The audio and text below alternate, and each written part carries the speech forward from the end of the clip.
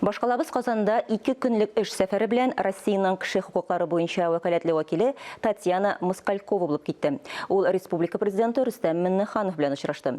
Республикада кеше хукуклары белән бәйле мәсьәләләр даими контрольдә тора дип билгеләп үтте Рөстәм Миңнеханов. Очрашуда Роспотребнадзорның барлык таләпләрен үтәп, уку елы башлану турында да фикер алыштылар. Шулай ук Татьяна Москальковага адымнар күп телле белем бирү комплексын күрсәттеләр һәм биредә 3 телдә укыту процессының ничек оештырылуы турында сөйләделәр. Яңа мәктәп бусагасын атлап кергәч, кеше хукуклары буенча вәкаләтле вәкилнең директорга биргән беренче сорауы: бу сарайда кемнәр укый?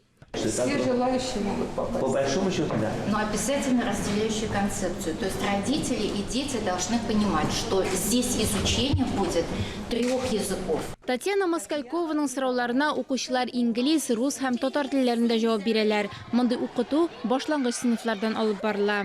Нравится ли вам здесь все? Нравится? Замечательно. Я смотрю, у вас здесь как раз урок на английском языке. Технология. Ну, вы уже говорите прекрасно на английском языке. Кунакларга мәктәпнең яңа аудиторияләрен, китапханәне, ашханәне күрсәттеләр. Республика районнарыннан килгән балалар яшәүче интернатка аерым игътибар бирелде. Күп телле яңа үзәктә 3000-гә якын укучы белем ала. Быел биредә 6 беренче сыйныфны җыйганнар. Балалар менә шундый үтә күренмәле диварлар артында шөгыльләнә. Шуңа күрә һәркем укытучының дәресләрен ничек алып баруын карый ала. Биредә һәр укытучы инглиз телен камил белә, ә балалар өчен иң заманча стандартлар буенча барлык кирәкле әйберләр дә әзерләнгән. Я побывала в школе будущего. Вот здесь готовят человека будущего.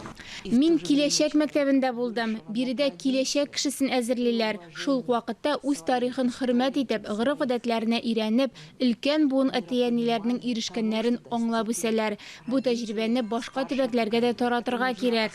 Күп телле беренче адымнар комплексы шәһәрнең генә түгел, Татарстанның да горурлыгы. Ания Габадуллина, Айнур Вали Әхмәтов, Ринат Хәйбгәрәев, Татарстан яңалыклары.